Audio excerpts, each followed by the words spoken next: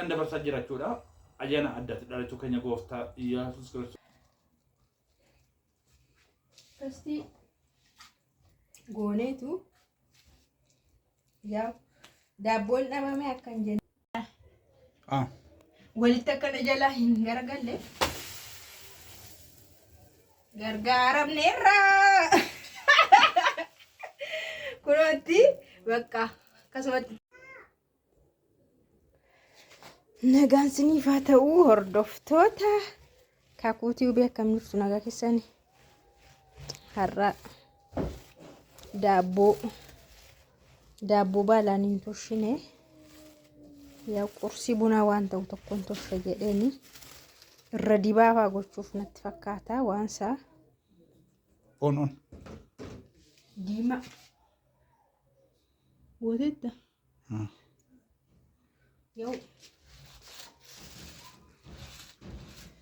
qursii bunaa tolchuufidha dhugaa waaqa baalaan hin tolchine barana akka duraanii tan dafa addafnaan because of there is something jedhama jechuudha wanti ta'e jiradha yeroo namni jijjiirama wayii agarsiisu waatu jira jechuudha yookaan yoo ol ba'e yookaan yoo gadi bu'e waa jiramne so kanaaf qursuma bunaa tolchuufi jechuudha amma on na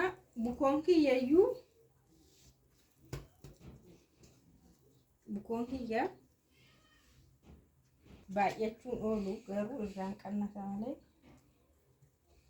kun isa duufoo tolchanidha malee isa daabboo qursii bunaa tolchaniiti anyways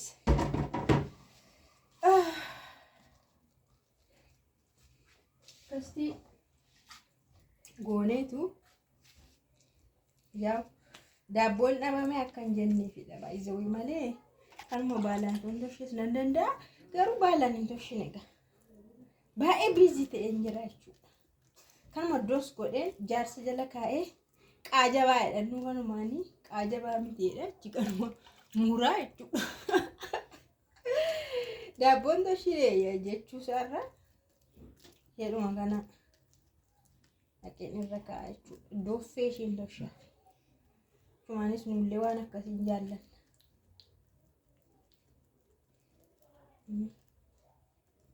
hin jaallate na ayyee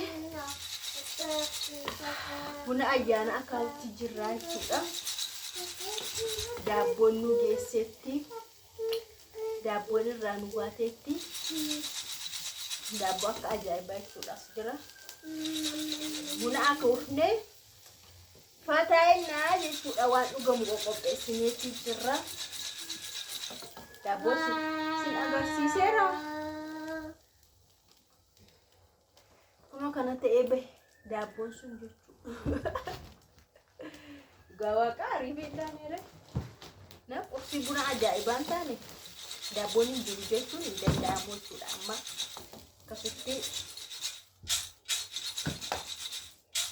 waan hundumtuu nama eega waan ta'eefi warri barani warri dura barani ilaalu numa eegu waan ta'eef jennee daabboo kanaa tolchanii bunas danfisanii waan dhugamus jira kennatoonis jira si waamee rakkoofsaa buna dhugaa hundi keessan baga geessan garba geessan sanii jedheera hundi keessanii baga nama har'aa taatan baga ceetan baga darbitanii baga mootanii baga har'a geessanii baga gammadanii gammadaa nama hundamti kan carroomu namni as ga'u hundamti waan ta'eef warra carra qabeessadha immoo warra carraa qabda waan ta'eef baay'ee gammada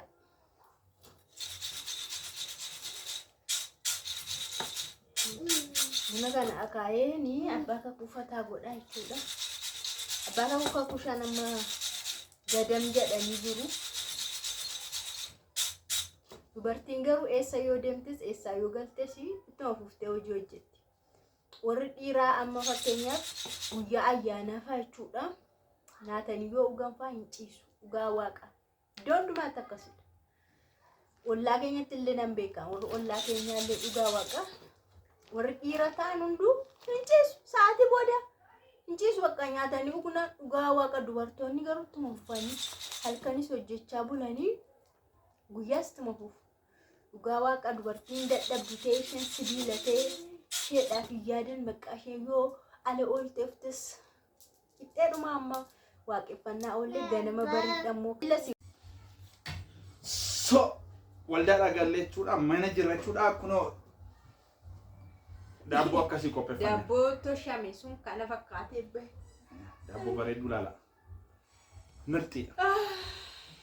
Yaa Waaqayyo galanni siif haa ta'u nyaata dhiyaate kana eebbisii qulqulleessuu keen maqaa tokkicha ilma kee Iyesuus Kiristoos. Ameen. Amma ayyaana waggaadhaa shwaa ayyaana qillee kana keessumattuu hin beekama jechuudha. Iddoo hunda dhalachuun keenya gooftaa keenya Iyesuus Kiristoos bara haaraa dhume jechuudha. Bara haaraa maqaa Kiristoos jedhame maqaa gooftaa Iyesuusiin. Naqa jedhi malee. Qurunfulli qadaami shiftoo qalaateen bittu. Jira ani koo. Isheen magaalleen dhibdu kana yaadeen uqqadhe uumaan jaadhin gabbadhe. Har'a koo waa sitti muufidha jira. Akkasi. Maali biilaan kee kutuu diya? Ofii kutuu dadhaben jettu billaan maal godha? Dadhabina keeti. Dhiirri daabboo muruu dadhabnaan maal danda'atanii yaadu? Daabboo muruu dadhabnaa dhiirri faayidaa hin qabu. Halas. Wallah. Yalla. Daabboo muruu ta'an dhiirri bakka. Maanatti himta ishee qaxxari sana intanaa jettus waayee daabboo isa sheemii. Tamure laala. Dhugaam akka ajaa'ibaa bareeddi daabboo ishee garuu. Kana wayyuure kunoo ispoonjii ishee fakkaattu kana hojjetee maal rakkoo qaba. Waan natti himtu qaxxari. Boora jechuudha. Boora jechuudha. Booritti namni na waameera waan ta'eef ammas itti makama. Kanaaf kakuu qabdee mana eegdaa jechuudha. Oma rakkoon. Oma rakkoon. Guddaa himiti. Akka waan tokko naan hin jenne. Oma rakkoon na kaameraa duratti na amansiisuu keeti. Eega. Dura qobaatti ta'e isheen jettu. Jaarseef jaartiin waa walii galu seeratti walii gala malee kaameraa dura irratti waan waan amansiisu waa waan misirraa koo kan biraatti jira maal taate waa wal amansiisu waa walii galu misirraa hojii inni hojii waan biraatti kun garuu akka boru yeroo an deemu waan biraan jenne iddoo biraan deema kan jenne maaliidha kan jenne kaakuu kee qabattee yoon ture sama gargaraatti yoon ture si sagantaa qaba waan ta'eef hiriyoota koo faana kana sitti maachuu homaan jettu. Ofirraa bu'itii kunoo kaameraa fuulduratti tole. Mama rakkoon qabu tole. Kaameraa boodeen mariin. Maal jedhama as keewu? Gauree waan eenyuuf dama naqxee daabboo. Kattan ishee muree ilaala. Jaarsi daabboo muruu dadhabnaan gatiin qabu naan jetti. Gaadha bara.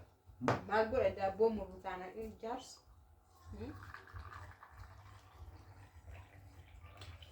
Ayyaana kana haala gaariidhaan dabarsaa jirachuudha. Ayyaana addaatti dhalachuu keenya gooftaa Iyesuus Kiristoos. Ayyaana kamillee haa ta'u akkas waaqeffachuun maatii walitti sassabu jechuun. Inni garuu kophaa mageenya jirra meerri maatiin jira. Yaa'u har'a namni baay'een maatii qabaa warra qabaa chiikii qabaa maal qabaa namni argamu hin jiru kan argamu hin jiru. Maaliif guyyaan kun guyyaa addaati guyyaatti namni gammadu. Har'a akkasumatti oolanii boorfaa iftaanfamu walitti sassaabama nama. Ijoolleen immoo inni maatii qabu inni aadaa abbaa qabu immoo gara haadha abbaa isaa hoolaa qabatee daaboo qabatee. Guyyaa har'a namni waliin waamu baay'isa'u. Namni guyyaa har'a waliin waamu. Guyyaa har'a manuma ofii ooleetu bulee achi torbee faana amma torbeetti wal waamuu danda'a namni jechuudha waan qopheeffate wal arguu yoo barbaade sababeeffate.